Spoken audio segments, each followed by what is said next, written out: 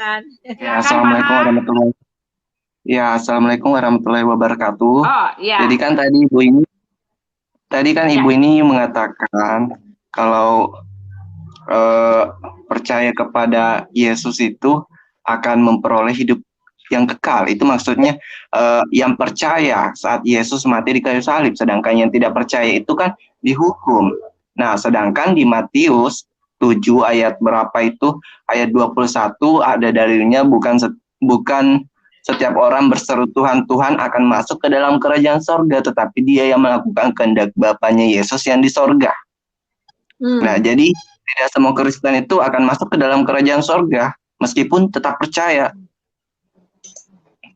Tetapi harus melakukan kehendak sorga. Itu. Ya. Oke, sekarang saya akan baca ya. Itu adalah Matius 7 ayat 21, bunyinya demikian. Bukan setiap orang yang berseru padaku, Tuhan, Tuhan, akan masuk ke dalam kerajaan surga, melainkan dia yang melakukan kehendak Bapa yang di surga. Jadi di sini bukan orang yang percaya, tapi orang yang berseru-seru, only seru-seru. Yang berseru Tuhan, Tuhan. Ya, hanya ngomongnya aja, jadi dengan kata lip service. Ada banyak orang bilang Tuhan, Tuhan, Tuhan, tapi hatinya nggak ke Tuhan. Hatinya belum sungguh-sungguh ke Tuhan, hanya mulutnya saja. Nah, itu. Jadi banyak orang di dunia sekarang ini bilang, ya, ataupun Allah Akbar, atau Tuhan Maha Besar, Yesus Maha Besar. Tetapi hanya mulutnya aja, tetapi tingkah laku mereka, hati mereka jauh dari Tuhan. Ya, walaupun kelihatannya mereka beribadah. Dan Tuhan lihat hati. Nah, kemudian bukan hanya itu. Dan di sini di dalam ayat 21, bukan setiap orang yang berseru kepadaku Tuhan, Tuhan akan masuk kerajaan sorga, melainkan dia yang melakukan kehendak Bapa di sorga. Apa tuh kehendak Bapa di sorga? Keselamatan dalam Yesus. Ya. Kehendak Bapa itu berarti mereka tidak percaya. Berarti mereka tidak percaya. Percaya sama Yesus. Bukannya di dalam, melainkan, perhatikan Pak, melainkan mereka yang melakukan kehendak Bapa.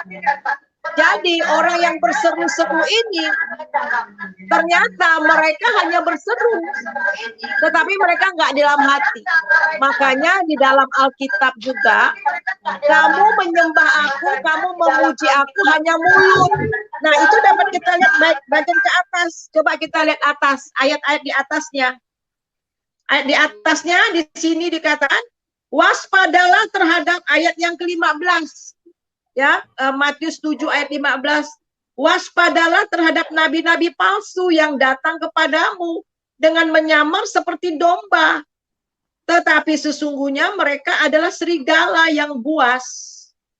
Dari buahnya lah kamu akan mengenal mereka. Dapatkah orang memetik buah anggur dari semak atau duri atau buah ara dari rumput duri? Demikianlah setiap pohon yang baik menghasilkan buah yang baik, sedangkan pohon yang tidak baik menghasilkan buah yang tidak baik. Tidak mungkin pohon yang baik itu menghasilkan buah yang tidak baik, maupun pohon yang tidak baik menghasilkan buah yang baik. Dan setiap pohon yang tidak menghasilkan buah yang baik pasti ditebang dan dibuang ke dalam api. Jadi dari buahnya lah kamu akan mengenal mereka. Nah, ini mereka berseru-seru ngomong tentang Tuhan. Nah, ini mereka tapi hati mereka jahat, perbuatan mereka jahat. Oleh sebab itulah bukan mereka yang berseru-seru lewat mulut, ya, tetapi orang yang melakukan artinya itu menjadi pelaku firman. Jadi betul-betul melakukan firman dan kemudian melakukan kehendak Bapa. Apakah? Coba kita baca ayat 22. Pada hari terakhir banyak orang akan berseru. Nah, sekali lagi berseru ya. Berseru kepadaku, Tuhan, Tuhan, bukankah kami bernubuat demi namamu, mengusir setan demi namamu dan mengadakan banyak mukjizat demi namamu. Ayat yang ke-23.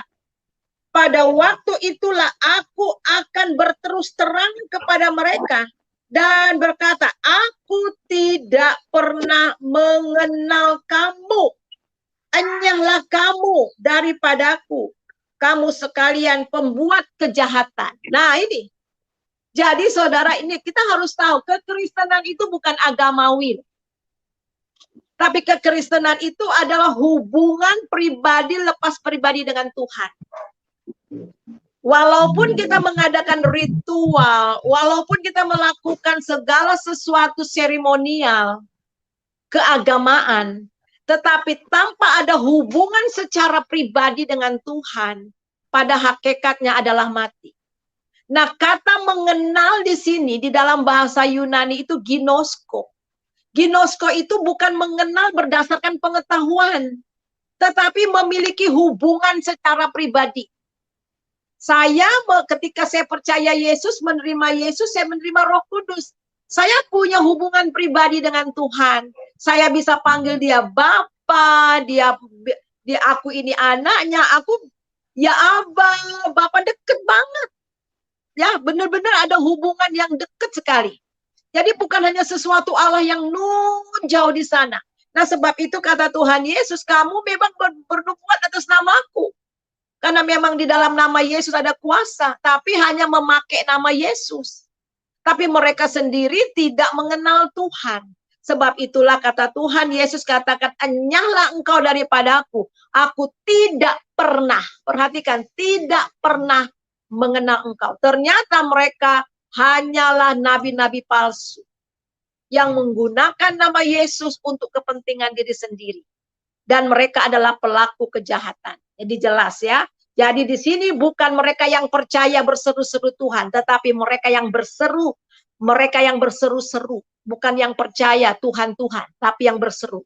Jadi hanya lip service ya. Itu saja Pak, terima kasih. Oke, kan tadi Ibu mengatakan. Ya, boleh saya tambahkan? Ya, maaf, saya mau tambahkan sebentar ya.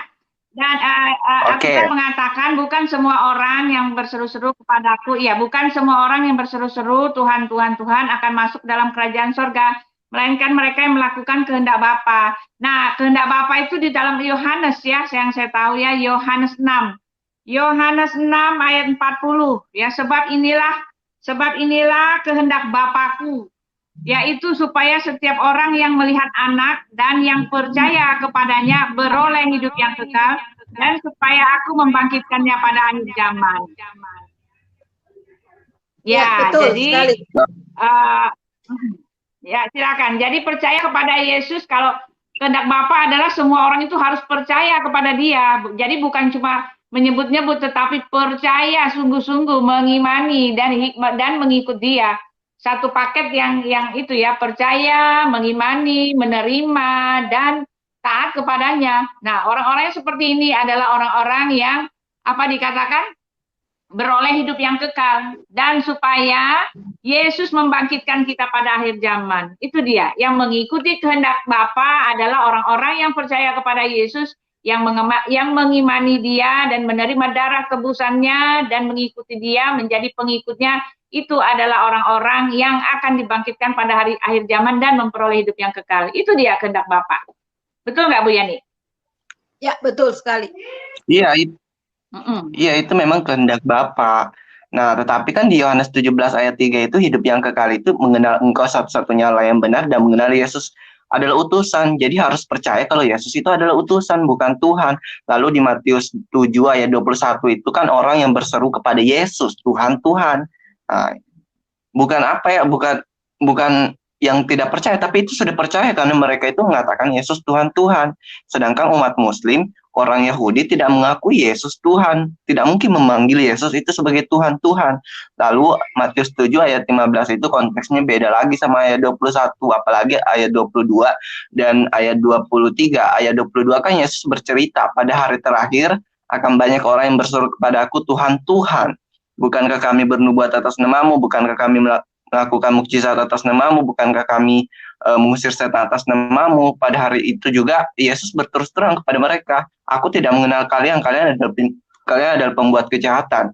Jadi intinya di sini kehendak Bapa itu adalah percaya kepada Yesus dan percaya dan melihat Yesus. Jadi percaya sebagai utusan, bukan sebagai Tuhan. Oke. Bapak tahu nggak kenapa apa tujuannya Tuhan Yesus diutus ke dunia? Tahu nggak?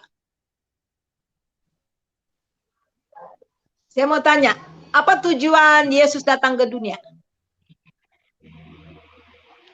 Jadi manusia dan mati di salib. Ya, Bapak tahu apa tujuan Tuhan Yesus diutus ke dunia oleh Bapaknya? Halo? Apa tujuannya dia datang ke dunia? Tujuan utama dia datang ke dunia untuk apa? Halo? Tujuan utama dia kan untuk menjadi manusia sebagai utusan.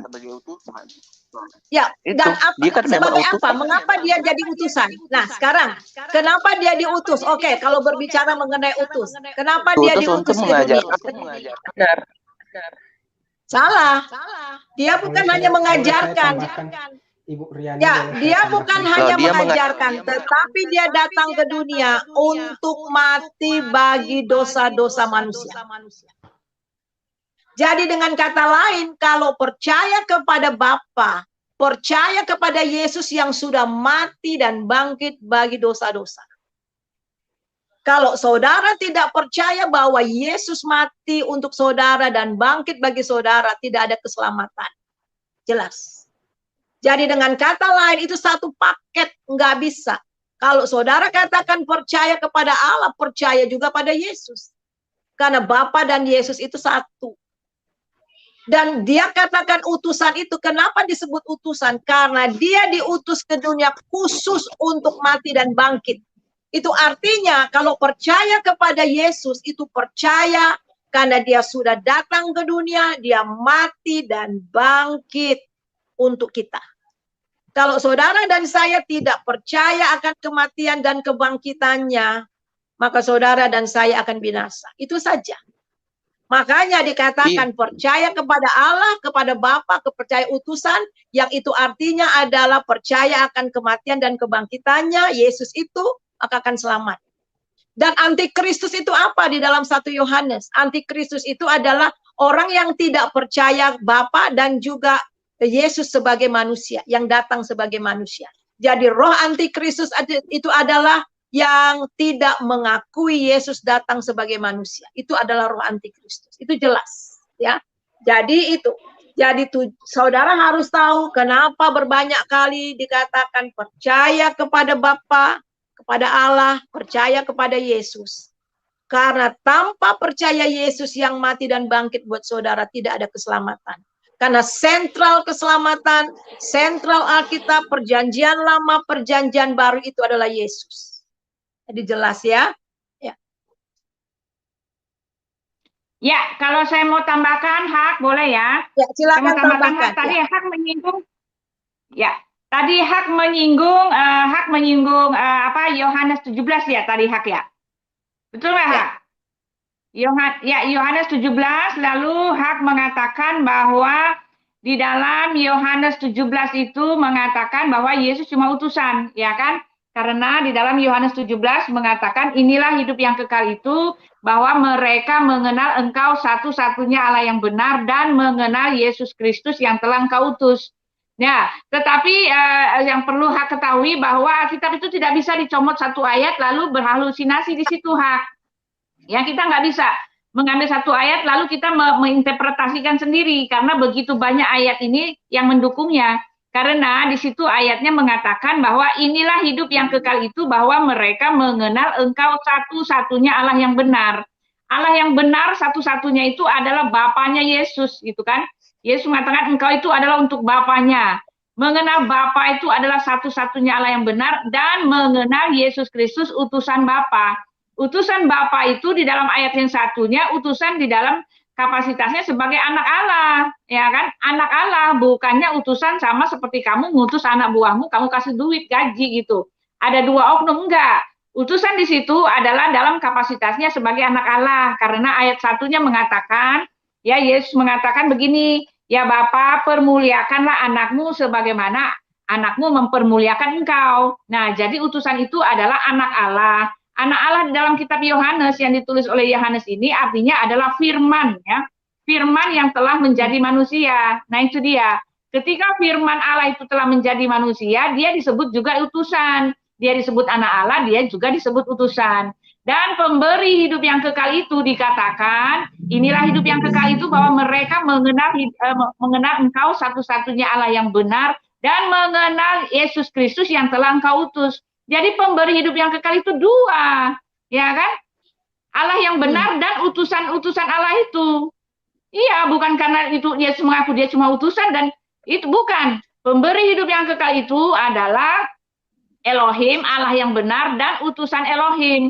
Karena apa? Karena ayat 2-nya kamu baca. Yang memberikan hidup yang kekal itu adalah Elohim dan utusannya juga gitu loh. Elohim dan Yesus. Yesus mengatakan seperti ini nih ya, kita baca. Jelas sekali dikatakan pemberi hidup yang kekal itu yang memasukkan orang ke sorga, menyelamatkan orang, dan menyelamatkan mereka itu untuk ke sorga itu adalah Yesus dan Elohim. Ya, kamu baca ini ya. Kamu nggak bisa main comot ayat 1, kamu pasti nyasar kalau kamu asal comot. Di situ dikatakan, sama seperti engkau telah memberikan kepadanya, yaitu Yesus, kuasa atas segala yang hidup, demikian pula ia atau Yesus memberikan hidup yang kekal kepada semua yang telah engkau berikan kepadanya. Nah itu dia. Pemberi hidup yang kekal adalah Elohim atau Bapa, satu-satunya Allah yang benar, dan utusan Bapa itu. Ya itu dua pemberi hidup yang kekal. Jadi mana ada utusan itu utusan yang kayak nabi kamu atau orang lain itu pemberi hidup yang kekal, enggak. Nah, satu lagi saya mau kasih tahu. Ayatnya yang kelima jelas mengatakan bahwa utusan itu, Yesus yang dimaksudkan utusan ini, dia mengatakan apa? Oleh sebab itu ya Bapa, permuliakanlah aku padamu sendiri dengan kemuliaan yang kumiliki di hadiratmu sebelum dunia ada. Nah itu dia. Utusan buat Yesus itu dia memiliki kemuliaan ya sebelum dunia ada. Kemuliaan apa dia bilang? Di hadiratmu. Hadirat itu kan artinya keberadaan. Jadi dia memiliki kemuliaan dalam keberadaannya, dalam hadiratnya sebagai Allah Bapa sebelum dunia ada. Jadi sebelum dia datang menjadi utusan, dia memiliki kemuliaan sebagai Allah Bapa, gitu loh. Jadi bukan sama dengan utusan yang seperti kamu pikir sekarang, enggak. Makanya kami orang Kristen enggak peduli dengan kata utusan-utusan gitu. Ya, silakan Ibu Yani. Ya, saya mau tambahkan juga ayat yang keempatnya. Aku telah mempermuliakan engkau di bumi dengan jalan menyelesaikan pekerjaan yang engkau berikan kepadaku untuk melakukannya. Apa pekerjaan yang diberikan kepadanya? Menyelesaikan dosa manusia. Mengadakan pendamaian bagi orang. Ya, menjadi jalan pendamai untuk manusia yang berdosa sehingga manusia bisa berdamai dengan Allah. Jadi jelas. Jadi jelas di sini ya ayat yang keempat. Jadi kalau di Alkitab itu kontekstual, Pak. Ya, tekstual maksud saya. Tekstual. Itu nggak bisa dicomot-comot, ya jelas. Nah, kemudian Bapak tadi bilang tidak ada orang Yahudi yang mengaku Yesus. Oh, siapa bilang? 12 murid Tuhan Yesus itu orang Yahudi kok. Tapi mayoritas itu tidak mengaku. Oh, mayoritas. Di mana-mana itu biasa. Orang yang mengaku tidak mengaku, tetapi itu bukan alasan bahwa Yesus bukan Tuhan. Ya, jelas ya. Ibu. Itu bukan alasan. Boleh nggak saya? Mayoritas ya sekarang kalau Bapak tahu pelan-pelan udah banyak. Saya sekolah dulu di Amerika, dosen saya itu orang Yahudi loh. Dosen saya 2 orang Yahudi. Jadi sekarang udah banyak orang Yahudi itu percaya Tuhan Yesus satu persatu, Pak. Mereka sudah mulai sadar. Dan Alkitab katakan jelas, Alkitab katakan kalau semua orang Yahudi sudah percaya Yesus, itu tandanya Tuhan sudah akan datang. Nah itu. Jadi dosen saya dan teman saya di sekolah Alkitab di Amerika itu banyak orang Yahudi. Teman saya banyak orang Yahudi yang percaya Yesus. Jadi saudara jangan katakan ya, coba buka mata sekarang. Buka dunia. Orang Yahudi sudah banyak percaya Yesus.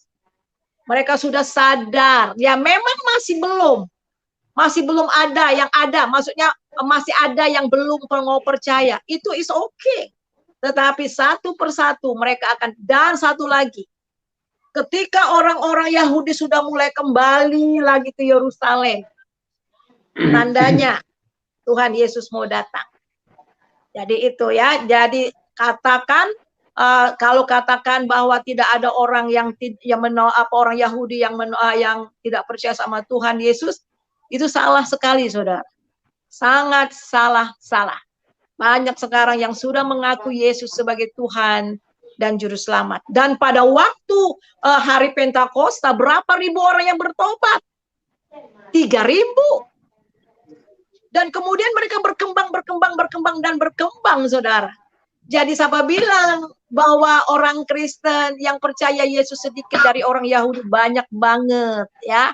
Dan sampai sekarang terus menerus orang yang percaya kepada Yesus semakin bertambah di antara orang Yahudi. Ya, itu saja ya. Jadi Bapak baca sejarah, lihat sejarah yang berkembang saat ini ya. Jangan hanya mendengar apa kata orang. Ya. Saya boleh menambahkan, Ibu?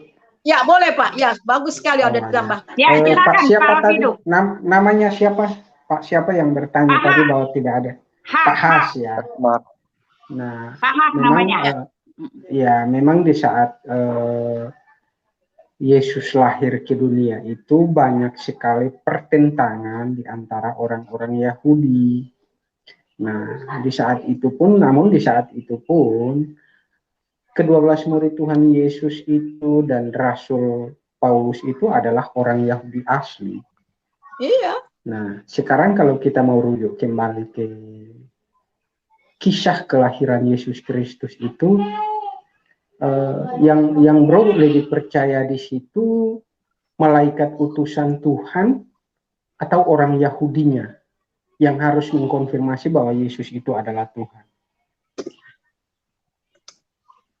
Yang saya mau tanya, bro, lebih percaya orang Yahudi atau lebih percaya malaikat Tuhan itu sebagai utusan Tuhan? Iya, halo. Silahkan dijawab dulu, bro. Ini pertanyaannya masuknya bagaimana? Kan tadi saya bahas kan itu. tadi bro sampaikan bahwa orang Islam dan orang Yahudi tidak mengakui Yesus itu adalah Tuhan. Ya kan? Itu Iya, yang karena saya memang bukan tadi. Tuhan. Nah, bro lebih mengakui perkataan manusia atau mengakui perkataan malaikat? Loh, kan ini mayoritas orang Yahudi itu tidak mengakui kalau Yesus itu adalah anak Allah. Jadi jelas. Nah, benar. Saya tadi sudah mengakui itu. Makanya saya tanya kembali ke bro. Menurut pandangan bro, kekuasaan seorang malaikat, status seorang malaikat itu lebih tinggi dari orang Yahudi dan orang Islam di saat itu, atau orang Yahudi dan orang Islam itu kuasanya lebih dari seorang malaikat? Itu yang harus bro jawab dulu. Tapi orang Yahudi itu lebih paham tentang anak Allah. Saya mengerti itu, tapi tujuan saya bro jawab dulu, kekuasaannya orang Yahudi di saat itu dengan seorang malaikat yang diutus langsung oleh Tuhan itu mana lebih berkuasa?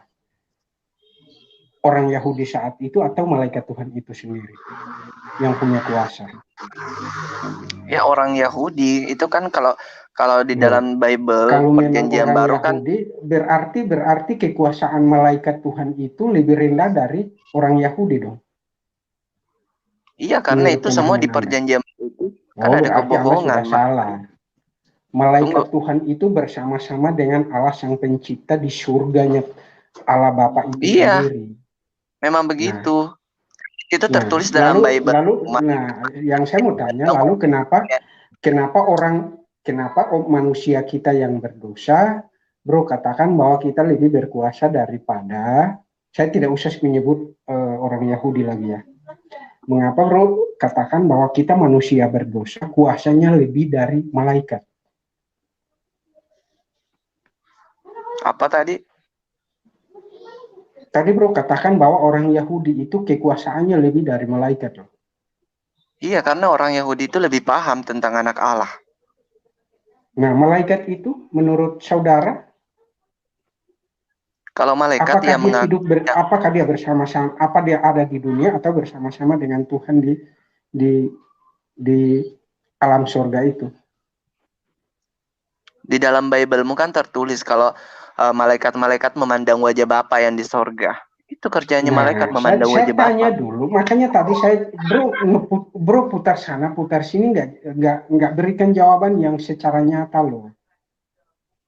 Makanya tadi saya tanya. Nah, oke. Kalau bro lebih percaya kepada manusia, ya kan, dibandingkan dengan malaikat yang setiap hari bersama-sama dengan Allah Sang Pencipta itu, menurut saya berarti bro harus lebih memahami tentang sejarah, tentang Al-Quran. Karena malaikat yang datang pun, malaikat itu pun menjumpai Nabi Muhammad yang sekarang saudara percaya sebagai seorang nabi. Dan malaikat itu pula di saat Yesus datang, tapi kan di saat Yesus lahir ke dunia, beda. Malaikat itu yang mengkampanyekan bahwa hari ini telah lahir bagimu Kristus Tuhan di kota Daud. Yang mengatakan itu kan cuma bukan klaim. Manusia, tapi dia ada. Itu bukan klaim. Bukan klaim. Siapa bilang itu klaim? ada di Lukas 2 ayat 10-11. Itu bukan klaim. Silahkan saudara kalau mau baca, silahkan dibaca. Itu klaim karena orang Yahudi, mayoritas orang Yahudi tidak mengakui itu. Ini sinyalnya kemana nih ya? Saya tadi katakan, saya bisa Anda lebih percaya manusia atau lebih percaya kepada Allah Bisa Sang kok, Pencipta? bisa. It's okay. Lagi dijawab, bisa, baik. Oh ya, lanjut aja Pak. Ya. Lanjut Pak Roti Hidup. Anda lebih percaya malaikat yang setiap hari bersama-sama dengan Allah Sang Pencipta dunia dan segala isinya, atau atau saudara lebih percaya kepada manusia berdosa? Manusia tidak sanggup menciptakan sesuatu apa-apa. Ini kan membahas tentang Mesias. Nah, orang-orang Yahudi itu lebih paham tentang anak Allah. Saya mengerti, orang Yahudi lebih paham tentang itu. Lalu malaikat yang setiap hari hidup dengan Tuhan itu Anda tidak percayai. Kalau Anda tidak percayai malaikat tersebut, berarti Anda juga tidak harus mempercayai Nabi Muhammad. Loh, berarti Anda sudah salah. Anda sudah salah loh, karena Anda menyamakan kedudukan malaikat itu lebih rendah dari kedudukan manusia. Sedangkan malaikat itu setiap hari bersama-sama dengan Tuhan, Sang Pencipta langit dan bumi. Keyakinan kita itu berbeda karena itu yang datang menjumpai Nabi Muhammad, yang sekarang kita semua kenal malaikat menjumpai Nabi Muhammad dan dijadikan sebagai seorang nabi. Nah, sekarang Anda mengklaim bahwa malaikat itu status kedudukannya lebih rendah dari manusia, dari orang Yahudi. Berarti Anda salah. Ini sesuai Bible karena ini kan Bible tadi saya sudah katakan ke kamu bahwa malaikat itu yang mengkampanyekan bahwa Yesus itu adalah Tuhan. Bukan dengan malaikat. Malaikat itu yang mengkampanyekan Yesus itu adalah Tuhan. Di saat malaikat mengkampanyekan itu, Yesus belum memiliki satu murid pun. Mungkin dia baru lahir sekitar 1 menit atau 2 menit. Malaikat sudah mengkampanyekan. Ya. Jangan takut kepada gembala. Jangan takut. Hari ini telah lahir bagimu Kristus Tuhan di kota Daud. Itu bukan asumsi. Tapi itu ada asumsi. Di kitab Lukas 2 ayat 10 sampai ayatnya yang ke-11. Ya, betul. Iya, tapi itu kan bukan asumsi, itu catatan. Itu catatan firman Tuhan. Ya? Yang saya heran, bro bisa merendahkan malaikat Tuhan itu yang datang menjumpai Muhammad juga. Bro bisa klaim bahwa malaikat itu kedudukannya lebih rendah dari orang Yahudi. Malaikat itu kalau dalam Islam itu. Ya, boleh saya tambahkan? Karena konteksnya ini beda. Silahkan. Ini anak Allah. Sedangkan dalam Islam itu tidak ada istilah. Tadi saya sudah dikait-kaitkan dengan berikan kamu dalil, di Lukas 2 ayat 10 dan tapi ayatnya mayoritas yang orang ke-11 Yahudi tidak itu. mengakui dalil itu. Saya nggak butuh orang Yahudi, yang saya percaya itu adalah Orang malaikat Yahudi itu yang paham tentang bersama-sama anak dengan Allah sang pencipta di alam surga. Ya, Coba kamu oke. tanya kepada orang Nah, saya Yahudi atau itu ya, Pak, boleh saya lanjut? Jadi kita lihat Silakan, di Ibu. sini, Bapak mempertahankan, ya Pak siapa nih namanya? Bapak mempertahankan orang Yahudi tidak percaya. Buka mata. Sebagian Tunggu, saya memang kan ada orang yang tidak percaya. Tetapi banyak mayoritas. sekali orang yang percaya. Coba, walaupun mayoritas, ya, tetapi banyak sekali orang percaya. Percaya pada Yesus, ya saudara. Sekali lagi, murid-murid Tuhan Yesus itu orang Yahudi semua. Selain 12, Iya, tapi kan 12 murid masih ada 70. Mayoritas bagaimana? Mayoritas, ya, sekarang bro. Itu kita mayoritas melihat itu adalah itu, manusia. Kita lihat perhatikan, di mayoritas negara atau itu. minoritas, Sebentar. atau minoritas itu bukan membuktikan kebenaran. Kata firman Mereka Tuhan kan Yesus buktinya katakan mayoritas jalan itu, sempit, bro. jalan sempit menuju kebenaran, ya. Jalan Mereka sempit yang yang menuju mayoritas kebenaran. itu, bro, adalah manusia, sekelompok manusia pembuat kejahatan dan pembuat dosa. Ya kan? Yang perlu, bro, lihat di situ adalah malaikat itu, loh. Loh, bukannya semuanya Malaikat orang itu berdosa yang, menurut Ya, yang boleh saya malaikat tambahkan? itu yang setiap hari bersama-sama dengan Bapa Allah sang pencipta langit dan bumi. Lalu Anda mengatakan malaikat itu status kedudukannya lebih rendah dari orang Yahudi. Berarti Anda keliru.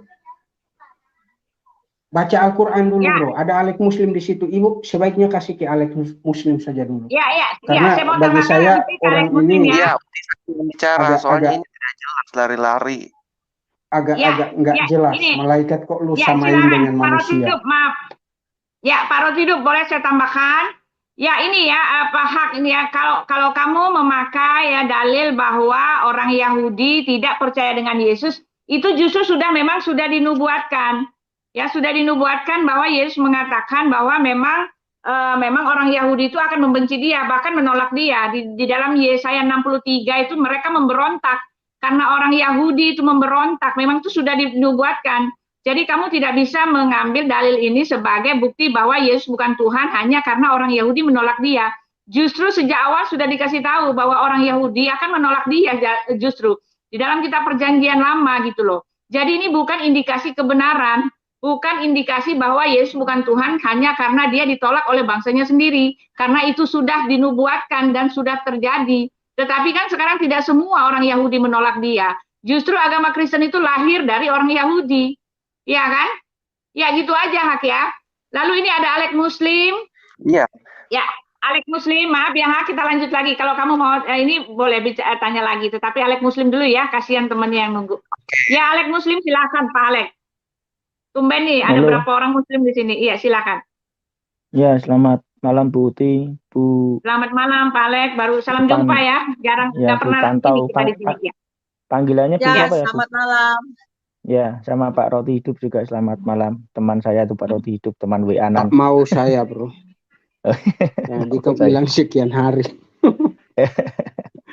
Oke, lanjut. Enggak gini loh. Saya mau tertarik sama tadi loh Bu, siapa Bu Pantau. Panggilannya Bu siapa sih, Mas? Bu Yani Pantau ya? Suryani. Bu Suryani ya. Ya. Tadi kan Bu Suryani mengatakan oh, ini saya hanya di topik Anda saja lah, saya nggak usah lari-lari ke yang lainnya lah. Kan yang setelah manusia mati kan kemana kan gitu ya. Tadi kan Bu Suryani kan mengatakan kalau yang tidak percaya Yesus akan kemana tadi? Kemana tadi bahasanya Bu? Dunia orang Hades, mati. Itu mungkin neraka. Alam maut. Itu neraka. Hades. Itu mungkin neraka ya Bu ya, mungkin seperti itu ya. Ya, tapi belum neraka yang kekal, yang maksudnya yang sebenarnya. Ya sudah dibilang neraka dalam terjemahan bahasa Inggris juga pakai hell itu ya. Tetapi itu masa penantian. Itu sudah disiksa, tapi belum final. Oh gitu. Ya. Kalau yang percaya tadi ke Firdaus. Firdaus itu apakah surga itu ya Bu siapa Bu Yani? Bagaimana? Nah, kalau yang percaya Yesus katanya tadi kan ke Firdaus ya. Itu surga itu ya? Ya, ya. Itu masih tempat penantian ya, penantian. Jadi Oh itu gitu. masih di alam dunia orang, di alam baka sana ya, di alam sana ya, di luar sana. Jadi itu masih penantian. Jadi orang yang tidak percaya itu di Hades atau di Seoul ya, itu adalah orang-orang yang tidak percaya, itu semuanya dalam masa penantian. Dan sekarang juga orang yang percaya sama Yesus itu di Firdaus itu masa penantian. Masa penantian bagaimana firman anak Allah dinyatakan yang pertama itu ya, untuk orang yang sudah percaya sama Yesus ketika Tuhan Yesus datang di awan-awan ya, yang belum menginjakkan kakinya di bumi ini, dia di awan-awan dengan para malaikat dan dengan bunyi sangkakala, orang yang percaya sama Tuhan Yesus pertama kali dibangkitkan, diubah tubuh yang mulia, dan kemudian diangkat ke surga. Begitu juga orang yang di dunia ini yang belum meninggal, pada sangkakala itu kedatangan Tuhan Yesus di atas awan-awan, kita juga akan diubah dengan tubuh yang mulia. Nah, bagaimana dengan orang yang di luar Yesus? Itu akan dibangkitkan nanti setelah akhir zaman. Mereka dibangkitkan hanya untuk dihakimi dan dihukum. Itu menurut Alkitab ya. Ya. Kalau yang dibangkitkan tadi Bu, kan sama-sama dibangkitkan ya Bu ya. Kalau yang satunya menuju surga, yang satunya katakan disiksa di neraka abadi kan gitu ya, kurang lebih ya. Ya. Nah, ya, yang dibangkitkan itu nanti apanya ya Bu Suryani ya? Tubuhnya. Tubuhnya akan bersatu dengan roh dan jiwanya. Seperti... Ya, tapi tubuh yang tidak dapat binasa. Jadi nanti orang ke neraka ya, itu kan dengan komplit. Ya, nanti di neraka itu komplit. Tubuh, jiwa, dan rohnya benar-benar disiksa. Tapi tubuh yang tidak dapat binasa. Dan begitu juga orang di sorga. Di sorga juga komplit. Komplit yaitu tubuh, jiwa, dan roh. Tetapi bukan lagi tubuh yang seperti sekarang. Dihidupi oleh darah dan daging, tetapi oleh roh. Jadi karena manusia itu adalah kekal. Karena manusia itu berasal dari Allah. Jadi nanti di sorga, tubuh, jiwa, dan roh kita bersama-sama ya, together, ini komplit. Kita menikmati sorga di sana. Tetapi bukan seperti sorga yang di Islam ya, masih jasmani, bisa ada hubungan seks, yaitu jasmani. Karena jasmani itu adalah di bumi. Karena Alkitab mengatakan darah dan daging tidak mendapat bagian dalam kerajaan sorga. Jadi ketika seseorang dibangkitkan dan diubah tubuhnya dengan tubuh yang mulia, itu di sorga. Nah, bagi mereka juga dibangkitkan, orang yang mati di luar Yesus, mereka juga akan dibangkitkan dengan tubuh kebinasaan. Namanya tubuh kebinasaan. Dan mereka akan juga selama-lamanya disiksa, tubuh, jiwa, dan roh mereka disiksa di api neraka. Ya, gitu Pak ya. Kalau tubuh kebinasaan itu, apakah daging Bu? Tidak. Semuanya sudah roh di sana. Jadi tubuh kekal. Jadi sorga itu kekal, neraka juga kekal. Nah itu yang kita harus tahu. Iya, tapi apakah di sana tubuh yang dibangkitkan kalau di neraka itu daging apa bukan? Tubuh jasmani kita ini akan kembali ke pemiliknya. Pemiliknya itu siapa? Kita diciptakan dari tanah. Maka ketika manusia mati akan dikembalikan di tanah. Bukan daging jasmani kita yang ke surga. Anda siapa? Jadi tubuh. Jadi ya apa? Pak siapa nih Pak Alex? Pak Alex, ya, Bu. Pak Alex tidak akan mengerti karena tidak ada konsep di Bapak ya. Jadi tidak ada konsep di Bapak. Jadi dan itu memang kita tubuh ini, tubuh jasmani ini sudah kembali kepada debu. Ya. Tetapi dibangkitkan secara jasmani itu tubuh, bukan jasmani tapi tubuh, kebangkitan tubuh ya. Jadi tubuh yang tubuh kekal. Jadi kita ini punya tubuh kekal. Nah, inilah yang akan di neraka ini yang akan merasakan tubuh, jiwa, dan roh komplit. Jadi benar-benar sengsara. Sengsara merasakan Sedangkan bukan, yang maksud saya gini loh, kita Bu. melihat ilustrasi di dalam perumpamaan Tuhan Yesus, ya orang kaya itu, tolong Bapak Abraham, tolong dong bilang sama Lazarus, ambil celupkan tangannya, ya, celupkan tangannya, taruh di lidah saya. Nah, itu ya. Jadi kita melihat di sini bahwa betul-betul kita melihat itu dibangkitkan secara tubuh, ya, bukan tubuh jasmani yang dibangkitkan, tapi tubuh. Jadi, tubuh Jadi di sana sana betul-betul bukan daging ya, Bu ya? ya. Apakah tubuh yang dibangkitkan itu daging? Daging seperti manusia sekarang ini apa bukan ya, Bu? Tidak, bukan. Baik di surga ataupun di neraka bukan daging, Bu? Bukan. Oh, oke. Nah, Karena kan berarti memang ada tubuh surgawi, ada tubuh jasmani, ada tubuh surgawi. ya, Dan berarti kan juga itu, kalau di neraka itu tubuh kebinasaan. Ya. ya, intinya kan Ibu mau mengatakan bahwa tubuh yang dibangkitkan baik di surga ataupun di neraka itu adalah bukan tubuh daging ya. Betul ya? Bukan. Ya. Enggak, kan gini loh, Bu. Maksudnya bukan dihidupi oleh darah dan daging. Perhatikan, tidak dihidupi lagi oleh darah dan daging. Nah, ya, tapi oleh roh. Ya. Nah, kan gini loh, Bu. Saya agak sedikit tahu tentang ajaran Kristen. Nah, bukankah Yesus itu setelah wafat itu, ya kan, dalam 40 hari itu kan dia itu kan memunculkan wujudnya juga dalam wujud daging kan itu, Bu. Nah, itu buktinya apa? Buktinya kan murid-muridnya Yesus kan mengenal dia. Kan itu kan tubuhnya bisa disentuh. Kan itu kan makan ikan goreng ya.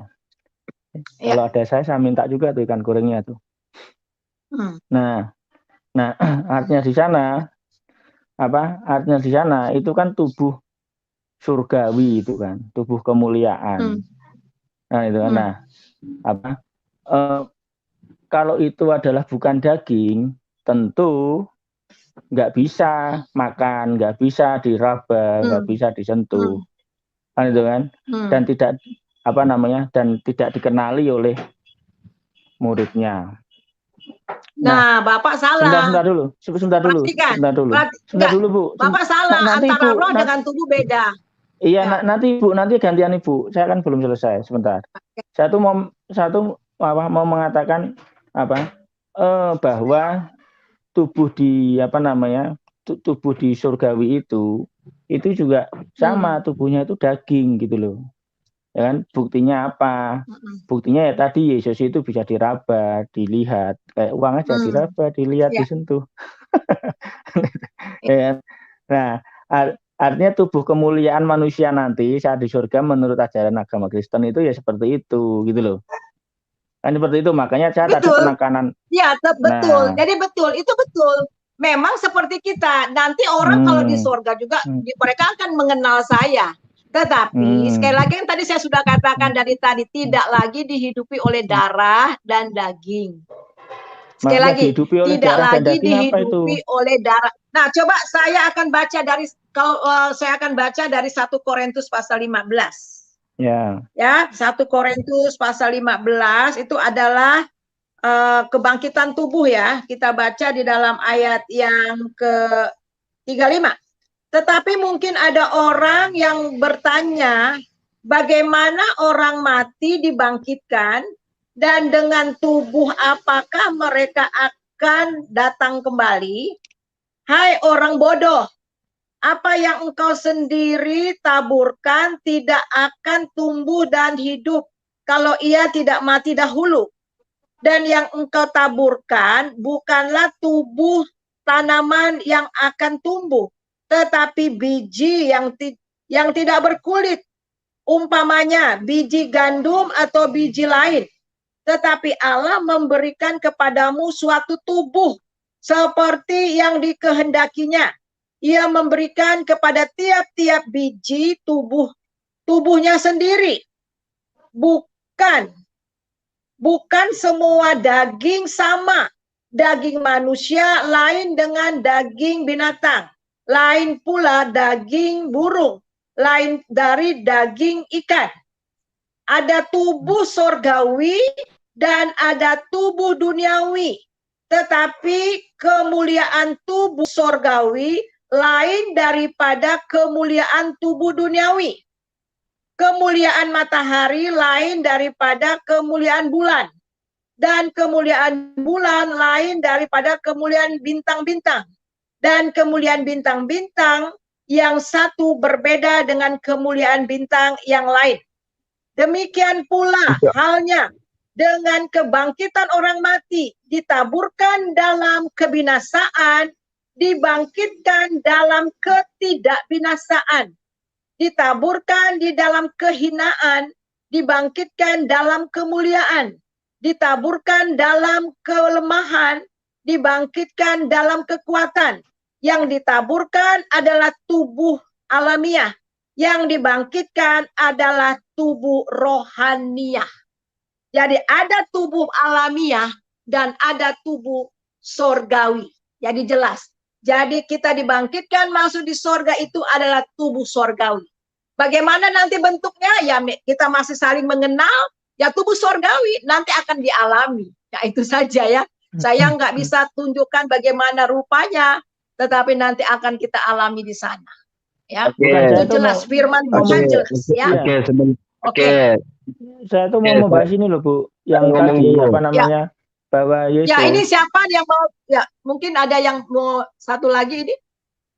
Bapak siapa yang pakai baju putih hitam ya? Ya, saya mau ngomong nih. Kasih kesempatan dulu ya Pak Alex yang lain ya. Iya. Siapa dulu? Aku. Oke. Ya. Oke. Jadi Pak Alex membicarakan soal kebangkitan Yesus. Yesus bisa makan ikan goreng, bisa diraba dan lain-lain dan sebagainya. Ya, ketika Yesus bangkit dari kematian ya, memang dia adalah manusia karena dia belum naik kepada dia yang mengutusnya. Dia belum kembali ke dalam wujudnya yang pertama. Coba lihat ketika Yesus naik ke surga, apakah dia bisa diraba lagi? Setelah dia naik ke surga, dia sudah kembali kepada tempatnya semula dalam kemuliaannya. Memang setelah kebangkitannya dia seperti manusia. Ya karena pekerjaannya dia belum menyelesaikan semuanya. Penyelesaian Yesus Kristus yaitu kenaikannya ke surga itu baru selesai pekerjaannya. Ya dan soal daging tubuh jasmani rohani semua itu Alex Muslim tuh nggak paham apa-apa karena tempo hari betul tidak akan ngerti. Ya karena tempo hari menurut Alex Muslim surga di dalam Islam saat ini belum ada. Apa yang mau dibicarakan? Kalau surganya orang Islam saat ini belum ada, apa yang mau bicarakan tentang surga? Tapi kalau neraka itu sangat jelas di dalam hadisnya Muhammad. Jadi bicara orang mereka mati, Kristen saja. Nggak ada di surga. Bicara tentang Kristen saja, karena ini kan konteksnya Bu Suryani sedang menceritakan tentang orang yang menurut ajaran Kristen mati nanti bagaimana. Konteksnya itu tentang ajaran Kristen, bukan tentang ajaran agama Islam. Seperti itu. Ya, jadi silahkan. Ya, tadi ada betul sama. Jadi begitu. Ya. Jadi benar Pak. Jadi itu ya tubuh jas. Sebentar. Jadi kalau ya ada muda itu loh. Kalau dia mau menambahi tentang informasi tentang kebangkitan manusia itu tadi, silahkan cerita tambahi dengan ajaran agama Kristen. Tidak usah masuk ke ajaran agama Islam karena ini konteksnya yang disampaikan roomnya Bu Suryani ini tentang ajaran agama Kristen seperti itu. Ya, bentar, saya komentar dulu, Bu. Ya, tadi saya sudah menjelaskan tentang kebangkitan Yesus, ya. Tapi kenapa saya mengoreksi di dalam ajaran Islam? Karena kamu kan tidak ada surga saat ini. Jadi kalau saya nggak perlu lebih sudah saya garisi ya. Tadi nggak perlu saya dengarkan Anda. Saya sudah nggak perlu mendengarkan Anda. Saya sudah garisi, saya menghormati. Ini roomnya Bu Suryani, ya kan? ini tentang ajaran agama Kristen. Saya tadi sudah gariskan seperti itu. Saya nggak perlu mendengarkan Anda, ya kan? Saya nggak perlu mendengarkan Anda bila Anda masuk ke ajaran agama Islam. Seperti itu. Saya tidak, dari tadi saya nggak membawa ajaran agama Islam loh. Kan itu kan? Seperti itu. Jadi tolong hormati yang punya room Bu Suryani, Anda tolong hormati beliau. Saya juga menghormati dari tadi, bahasa saya santun. Kan itu kan? Seperti itu. Tata keramanya dong. Enggak gini Bu Suryani, apa namanya? Tadi kalau saya coba dengar dari siapa ulama muda tadi kan. Nah, bukankah si Yesus itu ya kan, dia itu saat wafat ya kan, habis itu kan bangkit itu 3 hari kan bangkit ya itu ya. Iya. Dia dilihat oleh para saksi kan itu kan, apa, ke langit, naik ke langit, dan itu kan diasumsikan naik ke surga kan, seperti itu kan. Nah, dalam apa namanya, artinya sejak wafat itu terus Yesus bangkit itu ya kan, itu kan apa namanya, sudah naik ke surga kan, itu sudah naik ke surga, walaupun di sana bahasanya kan naik ke langit kan gitu kan ya, tetapi kan di apa, intinya kan apa, orang Kristen percaya bahwa itu adalah sudah naik ke surga. Terus habis itu berjalannya waktu, apa, menampakkan diri lagi kan itu dengan tubuh kemuliaannya dia kan, itu dengan apa, wujud daging itu tadi. Buktinya apa? Buktinya bahwa tubuh kemuliaan itu daging itu adalah bisa disentuh, tadi yang saya sampaikan. Nah, mengapa saya kok berani bicara seperti ini? Saya itu kan bicara seperti ini tidak hanya di roomnya Bu Suryani aja kan, itu kan. Saya pernah bicara di teolog kontekstual, pernah mendengarkan itu teolog kontekstual ya. Nah, di sana saya juga biasa berhadapan dengan orang-orang Kristen di sana. Saya juga, kalau Anda ngerti grupnya Pak Piong 77, ada Pak Estus Injili itu kan, itu kan. Nah, kami semua sepakat ya kan bahwa apa, tubuh manusia Kristen ya saat ada di surga itu adalah tubuh fisiknya itu daging gitu loh. Tubuh fisiknya daging gitu loh. Tapi daging yang tidak berdosa. Seperti itu, bukan daging yang keberdosaan seperti di dunia ini. Seperti itu. Itulah yang dimaksud tadi oleh Ibu Suryani, bahwa itu adalah tubuh kemuliaan, tubuh yang sudah tidak berkompromi dengan dosa, dengan iya, keinginan saya setuju. duniawi. Iya, saya kan tadi hanya menegaskan kan, bahwa tubuh manusia Kristen nanti ada di surga itu adalah tubuh daging gitu loh. Seperti itu, saya tuh mau menegaskan tentang itu gitu loh. Maka dari mana saya, ya silakan Bu Uti.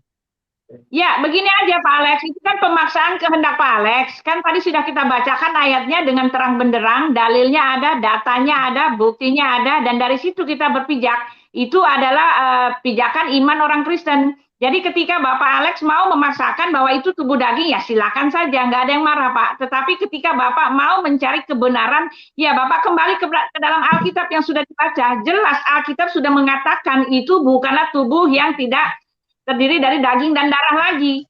Jadi apapun kesimpulan Bapak, keterangannya sudah ada. Kalau Bapak mau mencari kebenaran, ya baca saja Alkitab yang kita baca tadi. Ya, sudah ada. Kan begitu ya Bu Yani ya? Ya, itu tubuh surgawi. Yang dibilang saya nggak mau saya tidak mau berimajinasi dan kemudian menerjemahkan yang lain-lain, tetapi Alkitab katakan tubuh kemuliaan, tubuh sorgawi atau tubuh rohani, itu saja ya. Bagaimana bentuknya, ya itu saja. Jadi saya tidak mau nanti kalau saya tafsir yang lain nanti saya bisa sesat ya. Yang penting firman Tuhan katakan. Saya tidak mentafsirkan loh, kan ya, itu kan. Itu tapi kan saya sebentar, saya kan tadi kan sudah sebentar Bu. Saya kan tadi kan sudah menyampaikan, ini bukan soal pendapat saya memaksakan harus seperti itu, tidak lah, itu kan ajaran agama Anda, wong saya juga bertanya, kan itu kan. Nah, makanya saya kan tadi kan memberikan alasan. Kalau hanya terserah pendapat saya, nanti tubuh kalian di surga berbentuk seperti tumbuhan. Itu kan kalau hanya terserah saya kan saya bisa aja ngomong kayak gitu. Tapi kan itu kan bukan orang yang berpendidikan gitu loh, maksud saya. Saya mengapa kok saya tuh mengatakan tubuh manusia Kristen di surga itu nanti berbentuk daging, saya tadi sudah sebutkan alasannya. Ini bukan soal harus menurut saya, bukan. Kalau menurut saya tadi sampaikan, itu bukan kalian nanti saat itu surga berbentuk tumbuhan. Itu kan kalau menurut saya seperti itu. Apakah itu rasional kan gitu kan? Saya nggak memberikan alasan. Sementara saya tadi mencoba mengatakan bahwa tubuh manusia Kristen yang ada di surga nanti berbentuk daging. Saya tadi sudah memberikan alasannya, kan itu kan? Ini bukan soal kebenaran, bukan soal itu, gitu loh. Sebentar dulu Putri, tadi Anda sudah bicara, sebentar, ya kan? Alasan saya mengapa kok saya mengatakan tubuh manusia Kristen itu bentuknya daging, wujudnya, ya kan? Itu ya, nah tadi Yesus itu bisa diraba, bisa disentuh, makan ikan dan sebagainya. Dan itu daging, buktinya apa? Murid-murid itu bisa mengenali dia gitu loh. Kalau dia itu wujudnya bukan daging, tidak bisa disentuh. Saya paham. Sebentar, kalau memang dia itu roh, saat dia itu memegang ikan, ya tentu jatuh ikannya itu gitu loh. Karena kalau dia itu daging, bisa disentuh dan sebagainya. Nah, itu yang Bapak tidak dulu.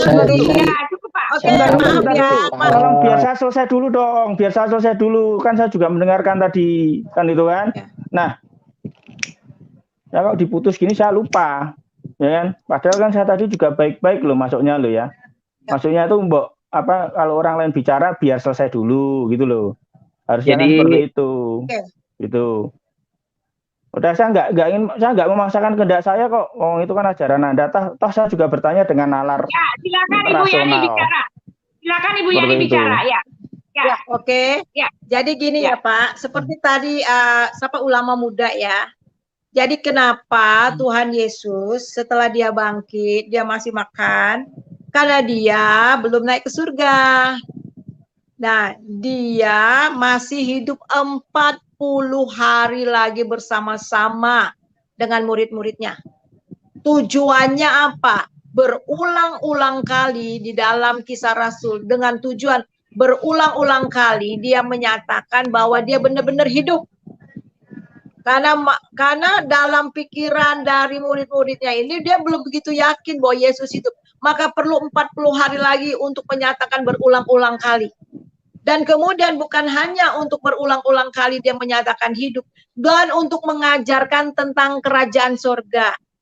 Dan untuk ini masa 40 hari ini adalah masa di mana kelas intensif buat saya.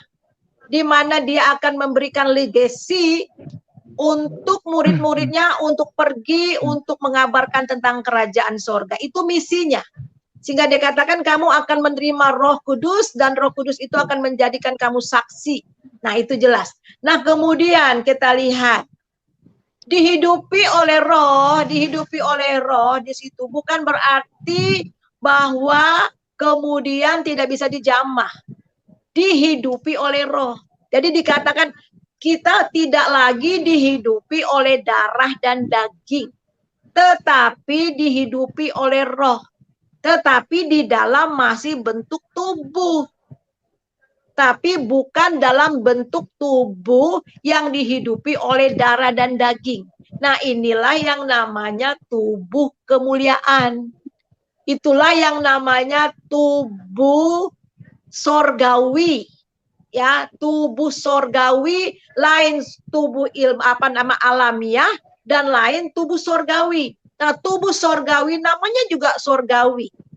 Tubuh sorgawi dihidupi oleh roh. Bukan berarti nanti kemudian sudah dihidupi oleh roh, kemudian tidak lagi dapat dilihat, tidak lagi dapat dijamah. Nah, inilah keajaibannya. Nah, ini yang tidak dapat kita masuk akal memang, tetapi inilah yang akan terjadi. Kalau di ini akan terjadi, Pak. Ya. Kalau di dunia ini, sebentar. Nah itu ya, Pak Alex, itu yang saya sudah terangkan ya, Pak Alex. Jadi jelas ya.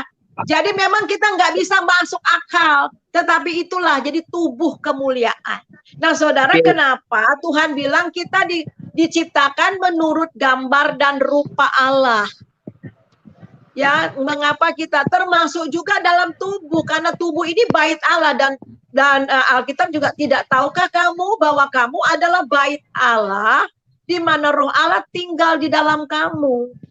Jadi sekali lagi, dihidupi, sekali lagi saya mau garis bawah, dihidupi oleh roh Allah bukan berarti kita langsung jadi manusia roh yang nggak kelihatan dan yang tidak bisa dijamah. Nah, tetap kita mempunyai tubuh sorgawi, ini tubuh sorgawi, tetapi tidak lagi dihidupi oleh darah dan daging, tetapi oleh roh, tetapi dalam keadaan tubuh seperti yang kelihatan. Nah itu ya. Kalau Ya dihidupi benar, oleh kalau darah, tadi dikatakan saya dihidupi, setuju. sebentar, Tubuh yang dalam kebenaran saya setuju, tetapi dihidupi oleh darah dan daging tidak lagi. maksudnya Karena di gimana sorga Bu? tidak dihidupi oleh darah dan daging. Tubuh dihidupi oleh darah dan daging itu maksudnya gimana? Apa di dunia ini itu tubuh dihidupi oleh darah dan daging gitu? Kan Maksudnya sekarang gini kita bro, tubuh maksud darah Ibu dan daging. Alkitab Suryani katakan. itu tubuh yang dihidupi oleh roh dan daging itu yaitu kalau di dunia ini kan penuh dengan keinginan-keinginan kedagingan, yaitu kita masih berpikir tentang hal-hal yang bersifat duniawi, seperti kita berpikir untuk kawin, khawatir dan sebagainya. Nah, yang dimaksud oleh Ibu Suryani yang tubuh kemuliaan itu sudah tidak ada keterikatan lagi dengan hal-hal yang bersifat kedagingan manusia, gitu Kan loh. itu kan itu maksud ya, dari Ibu Alex, Suryani. itu kan tentang kasihan sifat. yang lain Pak Alex. Maaf Pak Alex, Ya, kasihan yang lain Pak Alex ya. Ya udah ya, oke, baik. Ya, nanti jadi kalau gitu itu aja Bapak Pak turun Alex. aja di bawah, nanti naik lagi. Kalau Bapak masih penasaran, turun di Enggak, bawah, udah nanti naik cukup, lagi udah ya. cukup, udah cukup ya, baik. Ya, Selamat jadi malam. sekali lagi ya, Bapak tidak mengerti akan hal itu, tapi itulah yang akan terjadi ya. Ya, Pak ya. sekali lagi saya mau bilang sama Pak Alex terserah Bapak mengasumsikannya seperti apa menurut keinginan Bapak, tetapi kita sudah baca ayatnya, kita sudah baca dalilnya, kita sudah lihat kebenarannya, dan itu merupakan fakta yang otentik, tidak bisa diganggu gugat. Itulah iman itulah pangkal kami untuk berpijak. Pangkalnya adalah apa? Imannya adalah apa? Bahwa semua manusia orang Kristen itu akan dibangkitkan dalam tubuh yang tidak terdiri dari daging dan darah lagi gitu loh, tubuh kemuliaan, dan itu tercatat. Terserah Pak Alex mau terima atau tidak, tapi itulah kebenarannya. Akan Pak. Oke, selamat malam, makasih kesempatannya nih.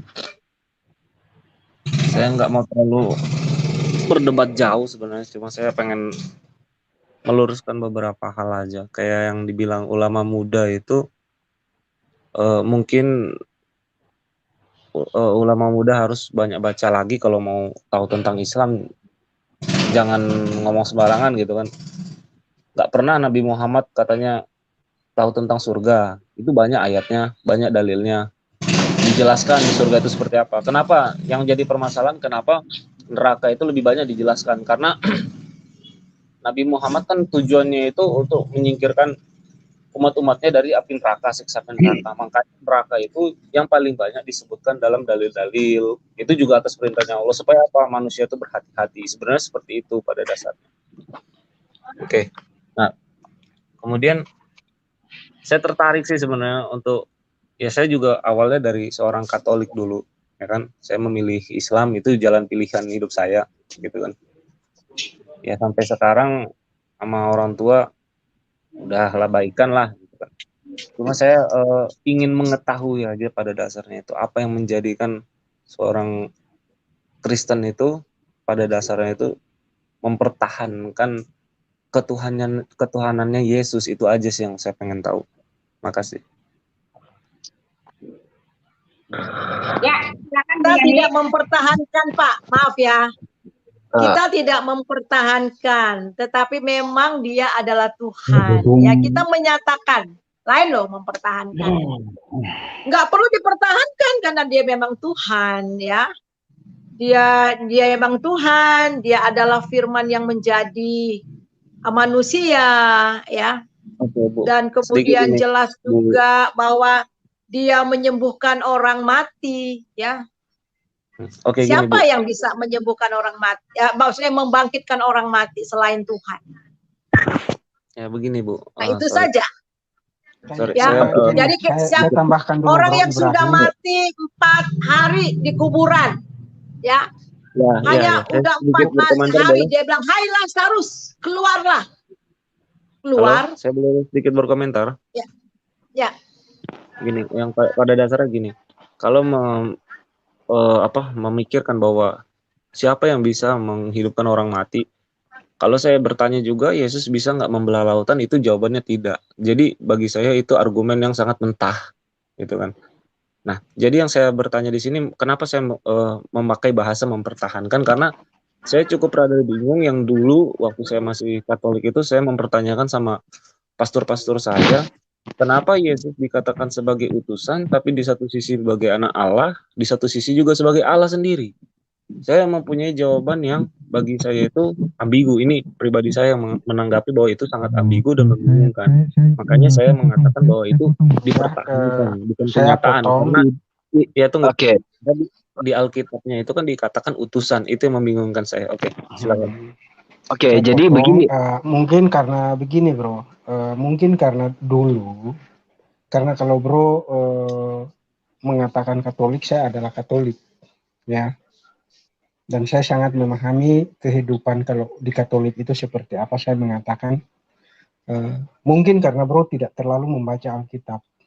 Bahkan dulu ketika bro di Katolik, ketika bro ditanya di mana doa Bapa kami tertulis, bro nggak bisa jawab. Karena saya dari Protestan ke Katolik dan saya tahu. Oke bro. Nah, kalau bro mau selidiki tentang Alkitab itu, bro akan menemukan jawaban yang jelas bahwa Yesus itu adalah Tuhan yang dikatakan bukan oleh seorang manusia, tapi oleh malaikat. Sekarang Anda bro sudah berpindah kepada agama Islam, itu adalah pilihan bro. Nah, seharusnya bro percaya perkataan malaikat itu yang menjumpai Nabi Muhammad juga. Sebelum menjumpai Nabi Muhammad, malaikat itu pertama menjumpai orang-orang yang mengembalakan domba di malam hari. Dan malaikat itu yang mengkampanyekan sendiri bahwa Yesus itu adalah Tuhan. Bukan seorang manusia, tapi seorang malaikat. Oke. Yang diutus oleh Tuhan. Oke, bisa saya ngomong ya? Bisa saya ngomong? Silahkan. Oke, silakan. Tadi Bro Ibrahim ini ya membuat satu statement. Ia menyatakan bahwa di satu sisi Yesus mengaku utusan, di satu sisi Yesus mengaku Tuhan, dan di sisi lain mengatakan manusia. Hal ini ya sekolah minggu aja bisa mengerti. Pengertiannya bagaimana? Ketika Yesus menyatakan dia utusan atau manusia, ya lihat di Yohanes 1 ayat 14-nya. Firman itu telah jadi daging. Nah, kalau Allah itu jadi daging, maka wajib dia disebut utusan, wajib dia dikatakan manusia. Karena firman sudah jadi daging. Sekolah minggu aja bisa menjawab pertanyaan ini. Gak usah ke pastor-pastor. Gak usah. Gini, bro. Justru sebentar dulu semua. Sorry. Ini karena komentar Anda itu menyerang saya secara pribadi itu merendahkan loh seperti itu. Kalau bro mau tahu, saya ini mantan seminari SMA atau W di NTT. Jadi Anda jangan mau mantan seminari, saya orang NTT asli loh. Iya, saya nggak peduli. Saya nggak peduli. Anda mau mantan seminari, mau mantan sorry dulu, tunggu dulu. Ya karena Anda salah. Karena Anda bergantung pada seorang manusia. Di sini saya tegaskan Anda orang. Halo bro, sorry. Ini saya nggak peduli. Ulama muda ini menyerang pribadi saya, bro. Bukan menyerang pernyataan saya. Menyerang pribadi, tidak ada kalimat ulama muda itu menyerang pribadi. Hanya kamu yang salah tangkap saja. Menyerang pribadi saya. Tadi dia menyampaikan bahwa anak-anak roti hidup, diam dulu tuh katanya. Tolong hargai itu. Ya, maaf ya. Jadi begini aja ya. Maaf ya Ibrahim untuk ya memang ulama muda tidak seharusnya berkata begitu, dan pertanyaan dari ini ya saya coba jawab saja. Jadi kita menjawab saja tadi seharusnya pertanyaan dari Ibrahim karena dia hanya bertanya, lalu kita sebagai orang Kristen harusnya memang menjawab saja gitu, tidak usah menyerang yang lain. Nah begini saja, yang nggak diketahui oleh Ibrahim, kenapa Yesus itu dibilang Tuhan juga dibilang utusan. Tetapi ya Ibrahim, ketika kamu mengetahui bahwa yang utusan itu sekarang sudah naik ke sorga, utusan itu sendiri juga dikatakan bahwa dialah pemberi hidup yang kekal.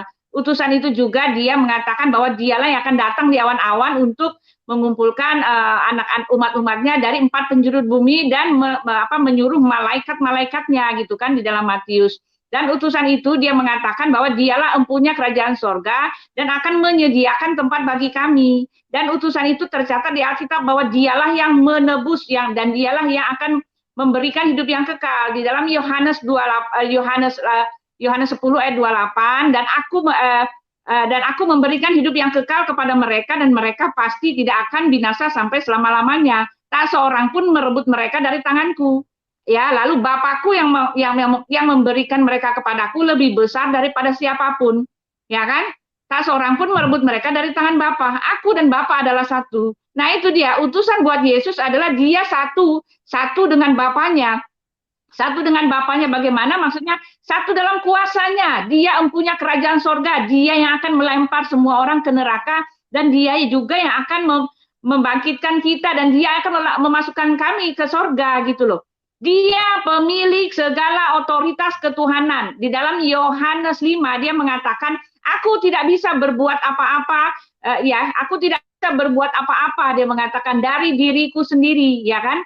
Tetapi dia mengatakan apa? Ketika dia mengatakan dia tidak bisa berbuat apa-apa, ketika dia mengatakan dia utusan, dia di dalam Yohanes 5 mengatakan, apa yang dimiliki Bapa itulah yang dia miliki juga. Apa yang dikuasakan Bapa itulah yang dia kuasakan juga. Bahkan dia mengatakan Bapa tidak menghakimi siapapun, tetapi telah menyerahkan penghakiman itu seluruhnya kepada anak. Dan di dalam Alkitab, Yesus itulah yang akan datang di awan-awan dan dialah yang pegang kendali untuk seluruh penghakiman umat manusia sampai ke pelemparan ke neraka. Itulah yang kamu sebut utusan itu, gitu loh. Nah, kalau melihat seperti ini, utusan buat Yesus itu utusan seperti apa, gitu loh.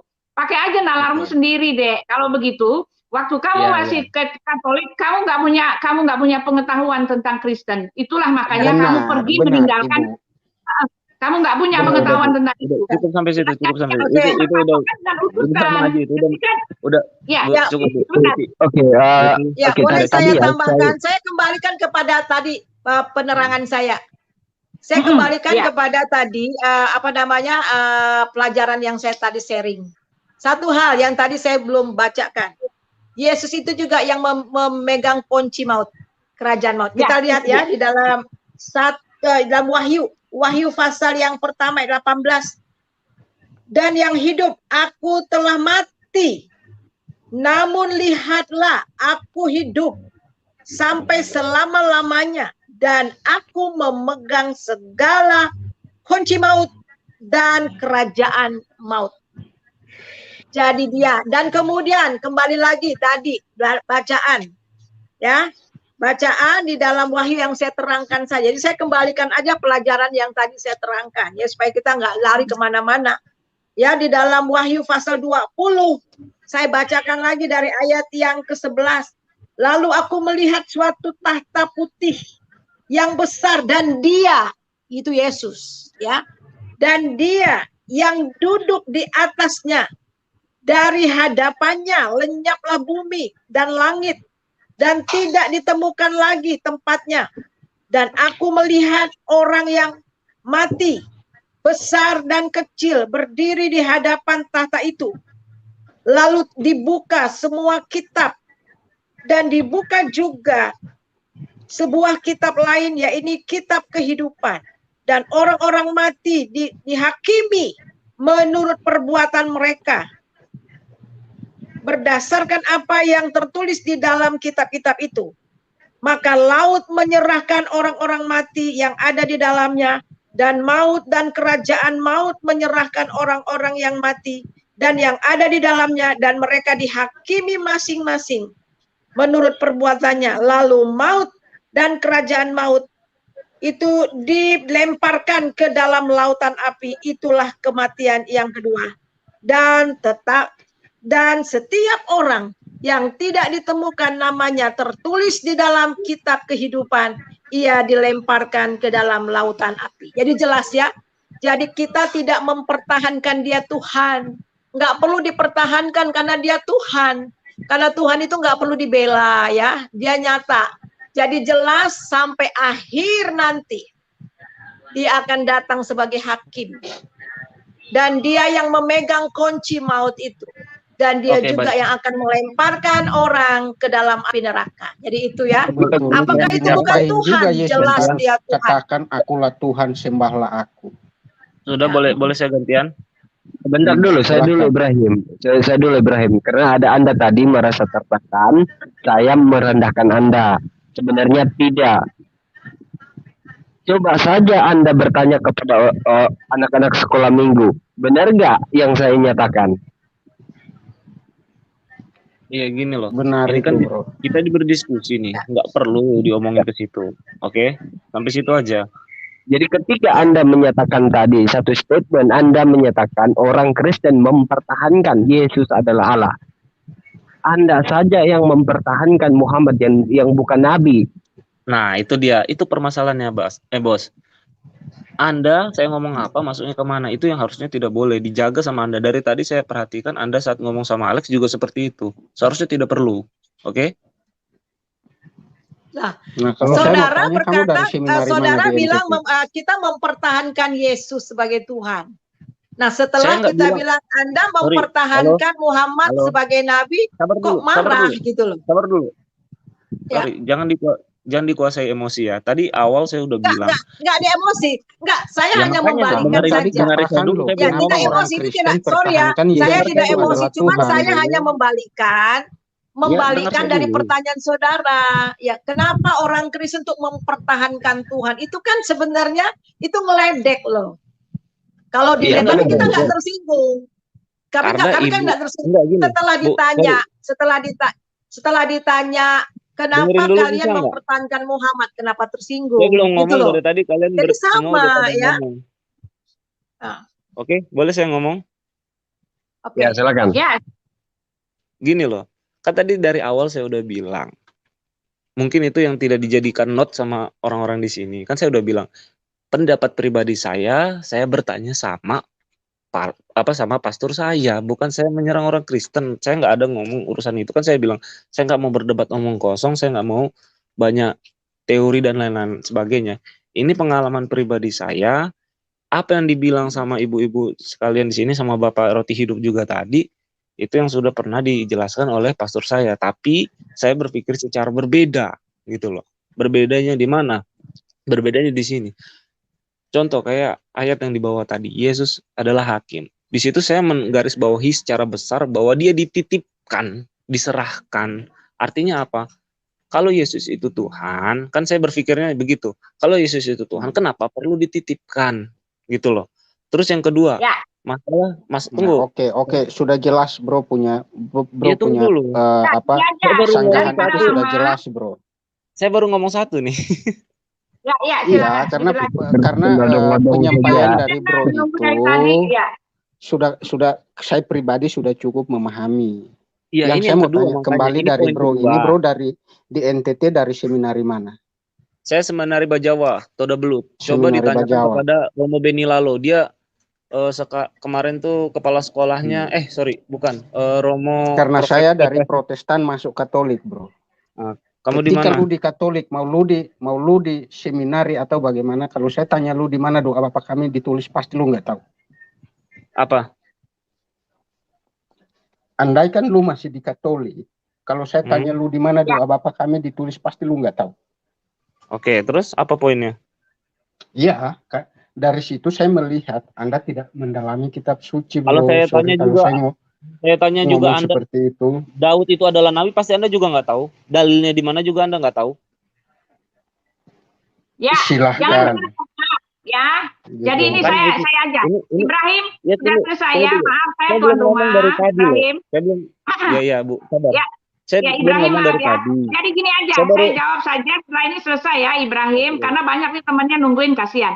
Jadi gini, kamu mengatakan kalau Yesus itu Tuhan, kenapa dia diberikan kuasa ya? Itu adalah pertanyaan seorang yang memang nyatanya memang belum tahu apa-apa tentang kekristenan, tetapi sudah meninggalkan karena belum tahu, tetapi sudah meninggalkan keselamatan yang luar biasa itu gitu loh. Iya, betul. Ketika kamu menanya kenapa Yesus harus diberikan, kenapa Yesus itu statusnya Itu pertanyaan saya waktu saya masih Katolik loh, bukan saya udah masuk Islam. Ya, kenapa? Pertanyaan Maaf, saya Ibrahim, sudah di Oke, Katolik, bro. masih di Katolik. Pertanyaan saya menurut Iya, dari Katolik Dulu masuk ke jawabannya Islam banyak, ini. Ibrahim. Makanya Dengar, dengerin percaya baik-baik nggak? dulu dengar supaya dulu. Kan paham. bertanya. Gimana mau dengerin nih? Ini mau Anda dengerin. bertanya, kami menjawab. Tolong didengar Ya, saya jawabannya. Ya. belum bertanya dengan benar, Nah, Anda sudah menjawab semua. Bagaimana? Keroyokan lagi jawabannya. Gimana saya mau ini coba? Ya Saya makanya bertanya satu-satu aja belum. maaf Pak Rofi hidup, maaf Pak Rofi hidup, saya biarkan bicara karena setelah ini ya sudah itu ya. Kalau enggak berlanjut terus, kita kasihan ini Avicenna nih. Jadi begini, kamu kan tadi menanyakan kenapa Yesus harus diberikan kuasa, kenapa Yesus jadi utusan, kenapa Yesus seperti manusia. Nah ini ada kan pertanyaan orang-orang yang memang nggak tahu gitu loh. Nah sekarang saya mau nanya, kenapa Yesus diberikan kuasa, tetapi Yesus mengatakan segala kuasa itu telah diberikan kepadaku gitu kan. Kenapa harus bicara seperti itu kalau dia adalah Tuhan gitu kan? Nah, yang kamu harus ketahui, Yesus itu adalah firman yang telah menjadi manusia. Yesus mengatakan, aku datang dan keluar dari Bapa, gitu kan?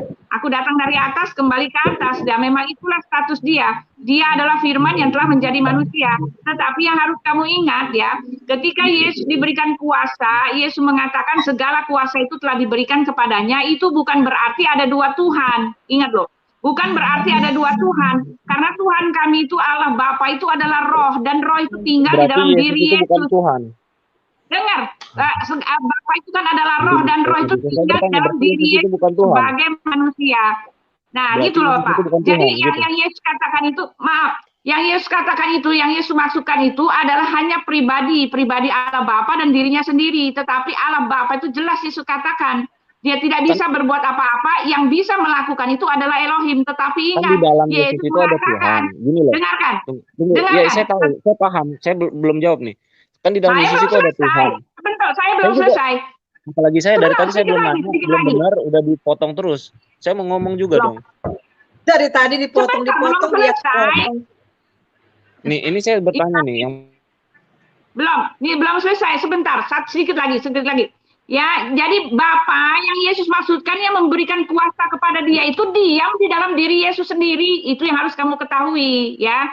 Dia itu manusia daging, tetapi Elohim itu adalah Allah Bapa, tetapi Allah Bapa itu adalah roh-rohnya Yesus sendiri. Itulah yang memberikan dia kuasa. Makanya Yesus mengatakan aku dan Bapa adalah satu. Itu saja, ya. Oke, boleh saya ngomong nggak? Mungkin saya mau ngomong? tambah, mau baca ayat saja ya. Saya mau baca Boleh nggak saya ayat ngomong dulu? di Saya belum ngomong Filipi nih. pasal Tadi 2. gantian. Ya, Filipi pasal 2 ayat yang kelima.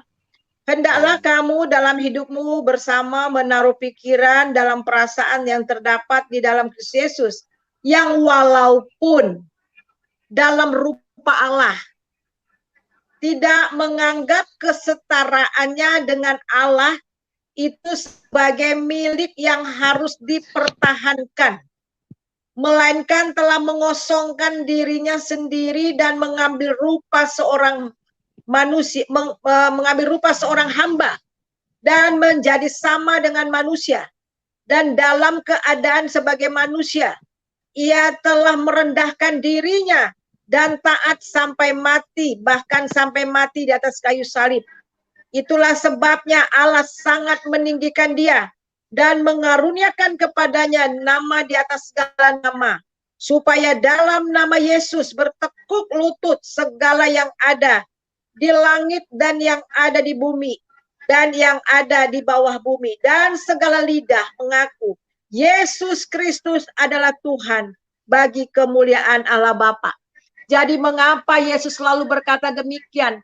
Dia adalah Allah dan dia tidak mempertahankan kesetaraannya dengan Allah, tetapi mengosongkan dirinya dan mengambil rupa seorang manusia dan menjadi hamba dan taat sampai mati. Jadi tujuannya utama kenapa dia harus datang ke dunia itu, tujuannya cuma satu, supaya sampai naik ke salib untuk menebus saudara dan saya dari dosa-dosa. Itu saja ya. Oleh sebab itulah kita melihat di sini Allah sangat meninggikan dia dan nama di atas segala nama, dan semua lutut akan bertekuk lutut dan semua lidah akan mengaku Yesus adalah Tuhan. Sekarang Anda tidak mengakuinya, tidak apa-apa. Tetapi nanti ketika dia datang untuk kedua kalinya, kita nggak bisa nolak bahwa dialah Tuhan. Semua lidah akan mengaku Yesus Tuhan. dan semua lutut akan bertekuk lutut. Dan sayang sekali, ketika orang-orang yang menolak dia sebagai Tuhan, mereka akan meratap, tetapi sudah terlambat. Ya, Saya terima jadi itu. jelas Kalau ya. Kalau Yesus datang, saya siap bertanggung jawab. Makanya saya dari awal masuk Islam itu saya udah bilang saya siap menerima. Ya, Anda bertanggung tidak jawab. bisa lagi mempertanggungjawabkan, bro. Saya Anda bisa. akan Makanya menghadapi. saya pengen Tidak. ngomong dulu ini. No. Saudara mempertanggungjawabkan betul. Semua perbuatan Anda akan dihakimi. Dan nama Anda tidak akan tercatat dalam buku kehidupan. Itu menurut Alkitab. Dan Terserah, bagi saya nggak nama peduli. yang tidak Saya ngomong tercatat dulu, Bu. dalam buku kehidupan, mereka akan dilempar ke lautan api. Itu firman Maksud Tuhan. saya gini Jadi loh. saya bicara Ganti, soal apa yang Ibu- saya ajar Ibu tadi. Putih, Saya begini Ibu loh. Putih, ganti Ya, yang jelas, lain dulu. ya. Turunin saja si Sorry. Ibrahim, ganti yang lain dulu, Ibu. Oke, sebelum dia diturunkan, Turunkan Bu. saja. Bentar dulu. Kalian kadang Sebelum nggak dia- berani dulu, saya ngomong kan. Saya bentar belum dulu ngomong ya, dari bentar. tadi. Kalian nggak berani. Itu Oke, masalahnya. saya usulkan aja Pak Ibrahim. Kalau dia udah turun ya.